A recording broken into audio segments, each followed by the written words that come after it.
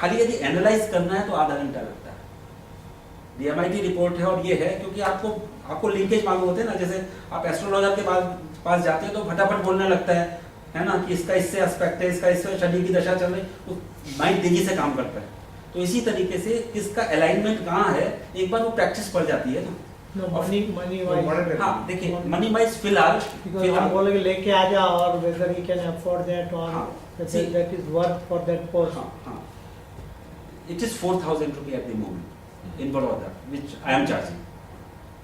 ठीक है, तो DMIT फिंगरप्रिंट के लिए आना पड़ता है, फिर 4-5 दिन में रिपोर्ट आती है। तो ये काउंसलिंग के साथ we can tell him that you bring that report, we'll reimburse you that also. वो तो कुछ भी है, वो फाइनेंशियल पार्ट हो गया, but the cost is around 4,000 rupees, है ना। बट यही चीज क्या है, देखिए काउंसलिंग में और एनालिसिस में टाइम ज़्यादा जाता है। यही चीज जैसे जैसे लोग ट्रेन होते जाएंगे ना, तो वो इन हाउस करते चले जाएंगे तो सस्ता हो जाएगा वो पार्ट। कैसे टाइम के, तो ये काम कैसे किया जा सकता है, एक 2+1 डे ट्रेनिंग प्रोग्राम। 2 डेज का जो प्रोग्राम है, वो जो फैक्टर्स बताए हैं, वो फैक्टर्स का डिटेलिंग और उसका कोऑर्डिनेशन कैसे होता है उसमें जाएगा। उसी टाइम में वो जो चार्ट है वो दे देंगे, और जो 1 डे बाद का टाइम है वो आता है कि भाई कैसे इसको ज्वाइन कर रहे हैं। तो वो एक ग्रुप के अंदर जब लोग डिस्कस करते हैं, बातचीत करते हैं, तो क्लैरिटी आती चली जाती है।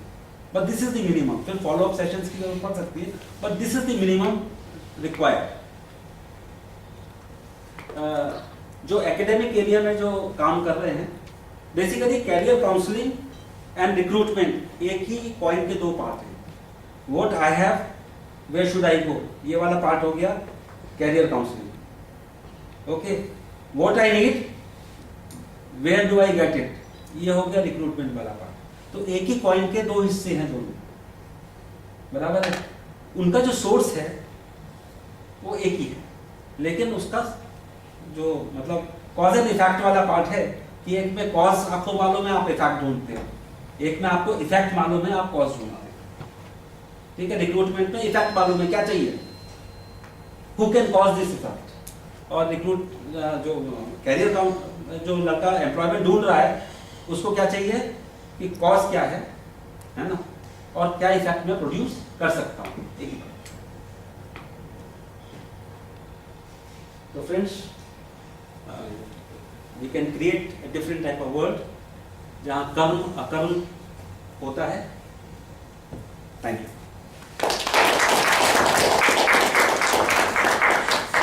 तुम्हारा एक अब जो प्रश्न हो उसका मैं अभी है ना आ गया वो sir, it is medically approved. See, this science is combination of neurobiology, psychology, embryology and genetics. ठीक है, ये जो आपने देखा होगा वो जो इंस्टीट्यूट थी, international behaviour and medical biometric society. ठीक है, तो ये जो लोग हैं ये इसमें साइकोलॉजी विद मेडिसिन, जैसे आप न्यूरॉन्स की स्टडी कर रहे हैं, वो हार्डकोर मेडिसिन का साइड है, नॉट मेडिसिन मतलब फिजिकल न्यूरोलॉजी का साइड है। और वो न्यूरोलॉजी वाला जो पार्ट है वो पैटर्न क्या प्रोड्यूस कर रहा है, ये साइकोलॉजी वाला पार्ट है। तो यहाँ पर अभी तक साइकोलॉजी हम कैसे जानते हैं कि हम आपके बिहेवियर को स्टडी करते हैं, बातचीत करते हैं, हम बिहेवियर देखते हैं और करेक्टिव एक्शन बताते हैं। यहाँ उन्होंने क्या किया कि पैटर्न क्या है, उससे क्या बिहेवियर प्रोड्यूस कर रहा है।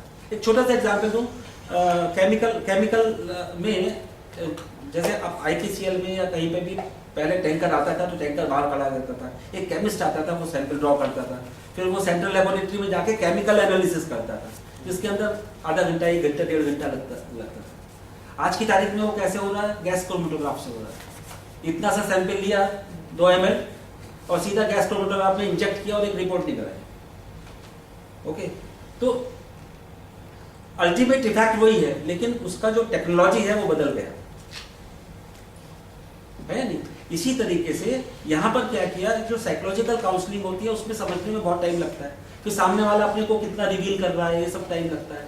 यहाँ पर सीधा सीधा उन्होंने देखा कि फिंगरप्रिंट पे जो पैटर्न्स हैं वो यहाँ से करस्पॉन्ड करते हैं, उस पैटर्न्स की जो ज्योमेट्री है उससे आपको पैटर्न्स मालूम चले, उससे बिहेवियर मालूम चले, और सीधा या ठीक है ना, तो शॉर्टकट हो गया पूरा का पूरा। इसके लिए कोई अप्रूवल्स वगैरह होते हैं? नहीं, अप्रूवल्स वगैरह किसी जगह नहीं रहते, खाली ये है कि जैसे यूएस वगैरह है, वहाँ पे जो डिपार्टमेंट, वहाँ पे फिंगरप्रिंट वगैरह लेना इतना आसान नहीं। फॉरेंसिक डिपार्टमेंट जो ये है आपका सीबीआई, कौन सा डिपार्टमेंट है जो ब्यूरो ऑफ इन्वेस्टिगेशन है, वहाँ पे रजिस्ट्रेशन चाहिए, वहाँ पे यूएस के, हाँ एफबीआई में अप्रूवल चाहिए, लेकिन हिंदुस्तान वाले में इधर साउथ एशिया तो ऐसा कुछ नहीं है। लेकिन हम लोग मतलब एज ए मॉरल प्रैक्टिस, एक बार रिपोर्ट आ जाती है तो फिंगरप्रिंट की फाइल हम डिलीट कर सिस्टम में से निकाल देते हैं।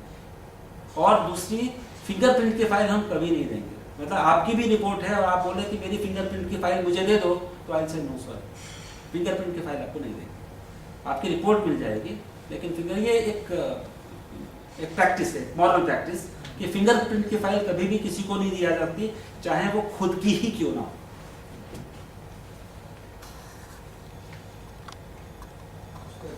सर, जीएन और रॉयल एनफील्ड का कुछ इंसिडेंट था? हाँ देखिए, जनरल मोटर में इस समय एग्जीक्यूटिव का, उनका जनरल मोटर्स जो है यूएस में, वो बहुत बड़ी कंपनी है, और 2 बार वो लॉस में गई बुरी तरीके से, और employment is huge, lakhs of lakhs people employed. और यूएस में एक ही ऐसी कंपनी है जिसको सेंट्रल बैंक ने फाइनेंस किया जिंदा रखने के लिए। नहीं तो यूएस की जो इकोनॉमी है वो टोटली कैपिटलिस्टिक इकोनॉमी है, आप क्या करते हैं क्या नहीं करते, कितना कमाते हो, उससे गवर्नमेंट को कोई लेना देना नहीं है। लेकिन यहाँ पर एम्प्लॉयमेंट स्टेक्स इतना ही था, CH से नाम, अभी नाम ध्यान आ जाएगा उसका। तो वहाँ पर एक एग्जीक्यूटिव थे जो पहले फोर्ड में थे, है ना। फोर्ड में वो यूरोपियन मार्केट हैंडल करते थे, उनकी पॉपुलैरिटी बहुत ज़्यादा हो गई थी, और हेनरी फोर्ड का जो ग्रैंडसन था वो भी यूरोप में इंटरेस्टेड था। तो हुआ क्या कि एक बहुत अच्छा आदमी जो रन कर रहा था उस मार्केट को, जो CEO and general manager sort of thing, उनके अंदर क्लैश हुआ इस बात का कि इस मार्केट के अंदर ये बंदा पॉपुलर नहीं होना चाहिए। You get my point? उसकी पॉपुलैरिटी, वो सक्सेसफुल था, लेकिन उसकी पॉपुलैरिटी फोर्ड का जो ग्रैंडसन था उसको टॉलरेट नहीं कर पाया। तो ultimately in spite of being successful he through him of. तो उस बंदे ने पर्सनल चैलेंज लिया, ओके, पर्सनल चैलेंज था ये, एनिमिटी के फॉर्म में था, मैं नहीं कहता ऐसा चैलेंज, लेकिन कि मैं दूसरी ऐसी कंपनी खड़ा कर दूंगा कि फोर्ड के मार्केट में नीचे करके रहूंगा। ये उसका पर्सनल, जैसे चाणक्य ने ले लिया था ना एक प्रण, ये उसने इस टाइप से लिया। शेवरॉन या क्या नाम है, अभी आ जाएगा यहाँ। जनरल मोटर्स सिक पड़ी हुई थी, और जो गवर्नमेंट थी उसको थर्ड फाइनेंस देने को तैयार नहीं थी। तो उन्होंने जनरल मोटर्स को ज्वाइन किया, और जनरल मोटर्स को ज्वाइन करने के बाद उसने $1 पर मंथ पे काम करना चालू। And there were some hard decisions to be taken, कि जो कभी कोई एम्प्लॉय को निकालना भी आसान नहीं होता, ओके, कि कौन से मॉडल्स वहाँ पे गैस गजर्स बड़े बड़े चलते थे, कि इस समय कौन सी चीज़ें ऐसी है, कौन सी प्रोडक्ट ऐसी है जो अराउंड दी वर्ल्ड, खाली अमेरिका और यूरोप में नहीं, दूसरे भी डिफरेंट कंट्रीज एक्सेप्ट कर सकती हैं। तो किस टाइप के मॉडल्स होने चाहिए, छोटी गाड़ी जिसमें फ्यूल इकोनॉमी है, वो सारा का सारा उसने एक प्रोडक्ट मिक्स डिज़ाइन किया, और उस प्रोडक्ट मिक्स डिज़ाइन करके जो लोग उसमें फिट होते थे, साइकोलॉजिकली लर्निंग के लिए तैयार थे, ये तैयार थे, उनको रखा, बाकी सबको बाहर किया। और इस तरीके से जनरल मोटर्स का पूरा कॉन्फ़िगरेशन चेंज हुआ, और जनरल मोटर धीरे धीरे प्रॉफिट में आई, और यूरोप के मार्केट में जनरल मोटर्स ने फोर्ड को बीट किया। ये पूरा बुक है इस पर अच्छी खासी, इस समय मुझे ध्यान नहीं आ रहा। तो ये स्टोरी है। ऐसा बोलते हैं कि किसी भी ऑर्गेनाइजेशन को रन करना हो तो कुछ 3M फॉर्मूला बोलते हैं कि 70%, 20 और 30% of the product give 70% profit, बराबर है, और बाकी 70% गिव ओनली 20। तो पहले जो चीज़ें आपको प्रॉफिट कम दे रही हैं, 70% एनर्जी कंजर्व कर रही है, आप उनको डिलीट कर दो। काफी कंपनियां ऐसी कर रही हैं, अपने ऑपरेशन बेच देती है दूसरों को। तो ये पहली चीज है। दूसरा जो है कि 30% of the employees give 70% of the productivity. Okay, तो जो 70% 30% दे रहे हैं उनको डिलीट कर। ठीक है, तो इस तरीके से आप एनालिसिस, लेकिन उसके लिए आपके अंदर वो रीच होनी चाहिए ना।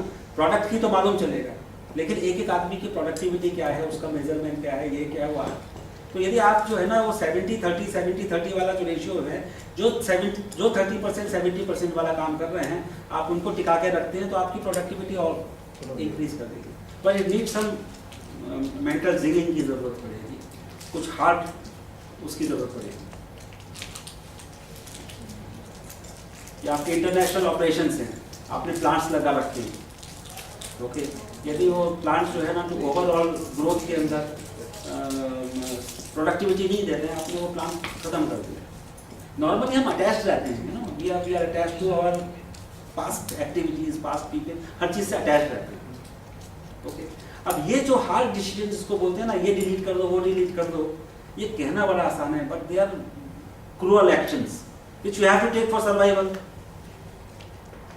लेकिन यदि आप एक समय सोचिए कि सारे लोग DMIT कंप्लाइंट हैं इस कंपनी के अंदर, जो चाइना में हैं, कुछ कंपनी में है ना, चाइना, इंडोनेशिया, मलेशिया, कोरिया, ये जो छोटी छोटी कंट्रीज हैं, they are working much more on brain than the developed countries. ठीक है, तो यदि आप रिक्रूटमेंट का लेवल पे, या बच्चा जैसे वहाँ पे तो बहुत सारे स्कूल हैं, जब बच्चा KG में आएगा तो पहले DMIT रिपोर्ट निकलेगी, जो सेक्शंस बनते हैं ना उसके, वो विजुअल है या ऑडिटरी है या काइनेस्थेटिक है, उसके हिसाब से उसके सेक्शन बनेंगे। उसके बाद उसका पर्सनैलिटी टाइप से उसके जो टास्क ग्रुप, जो प्रोजेक्ट ग्रुप बनते हैं, वो डिफरेंट पर्सनैलिटीज मिक्स करते हैं। तो वहाँ पर ये प्रोसेस चालू हो गई। तो वहाँ जो बच्चा निकल रहा है ना, वो पहले दिन से ही कंडीशन है। जब वो जॉब पे आएगा, एक छोटा सा आंसर दीजिए सर, उत्तरायण आपकी होती है, फुग्गे किसके होते हैं? उत्तरायण हमारी होती है, जो बैलून्स घूम रहे हैं वो कहाँ की? चाइना। ठीक है, होली हमारी होती है, और पिचकारी कहाँ की होती है? चाइना। ओम नमः शिवाय और गायत्री मंत्र हमारा होता है, वो जो लगा रहता है 24 घंटे, वो कहाँ का होता है? चाइना का होता है। ठीक है, दिवाली हमारी होती है, और जो लाइटिंग फिक्सचर्स वो कहाँ के होते हैं? सर ऐसा क्यों? China are we best friend of China? No. ठीक है, तो हम अपने जिंदगी में ऐसे कंज्यूमर बिहेव कर रहे हैं, ऐसे इंडियन नेशनल बिहेव नहीं कर रहे। When it comes to economy, personal economy, we do not behave as a national. We behave in our interest.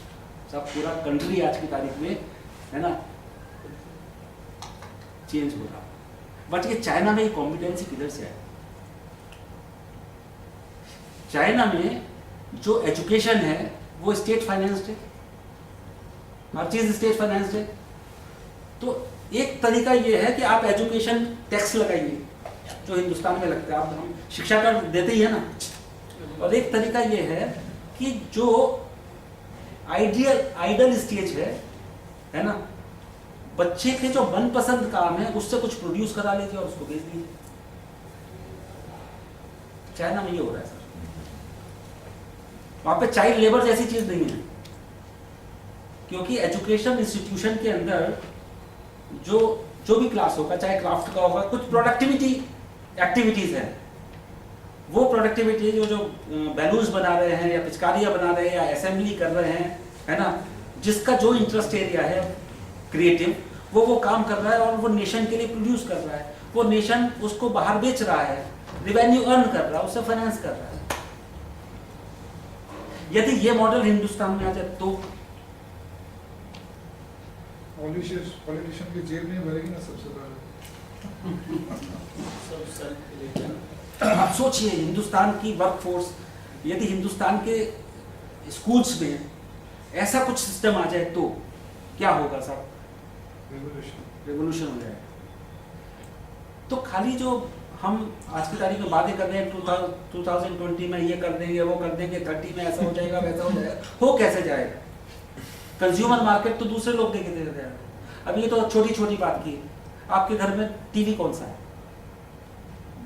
कहाँ का बना हुआ है? आपके घर में फ्रिज कौन सा है, कहाँ का बना हुआ है? आपके घर में कंप्यूटर कौन सा है, कहाँ का बना हुआ है? ठीक है, आपके घर में वॉशिंग मशीन कौन सी है, कहाँ की बनी हुई है? बराबर है। ये तो प्रॉस्पेरिटी प्रोडक्शन से आएगी, सर्विसेज को एंजॉय करने से नहीं आएगी सर। फाइनेंस सेक्टर में इन्वेस्टमेंट करने से प्रॉस्पेरिटी नहीं आएगी, थोड़े दिन का फुग्गा रह सकता है। प्रॉस्पेरिटी किसी भी कंट्री के अंदर प्रॉस्पेरिटी सिर्फ प्रोडक्शन से ही आ सकती है, और वो जो प्रोडक्शन वाली जो चीज है उसको कंट्रोल कौन कर रहे हैं? अपने घर में देख लीजिए, यहाँ देख लो ना, दूर का ये कहाँ का है एप्सन, ये कहाँ का है सर? जब तक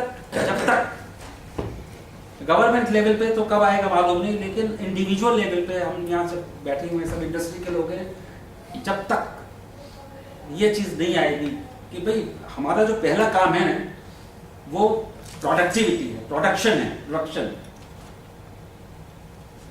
और उस प्रोडक्शन की ओनरशिप हमारी होनी चाहिए।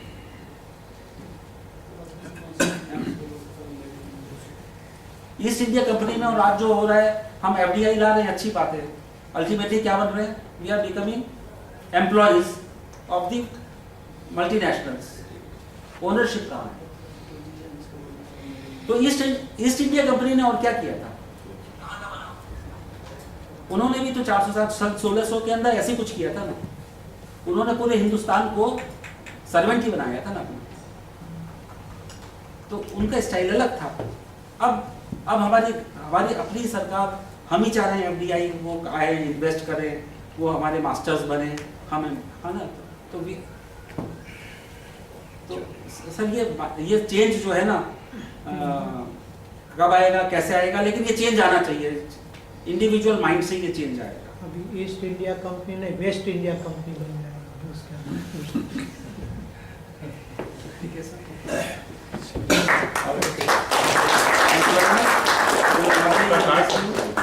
आपका कार्ड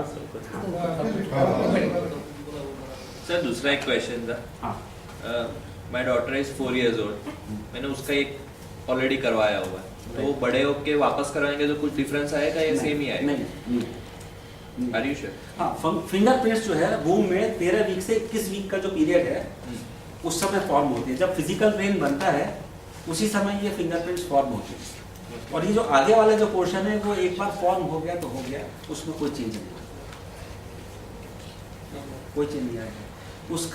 उसका जो काउंसलिंग वाला जो पार्ट है ना, वो जैसे जैसे समय आएगा वैसे, देखिए एक हो गया इनबॉर्न प्लेटफॉर्म, एक हो गया एक्वायर। बच्चा जैसे जैसे बढ़ रहा है वो सोसाइटी से इंटरेक्ट कर रहा है, आप उसको कहीं पढ़ा रहे हैं, ये कर रहे हैं, तो उसका जो एक्वायर प्लेटफॉर्म है वो चेंज होता रहेगा, राइट?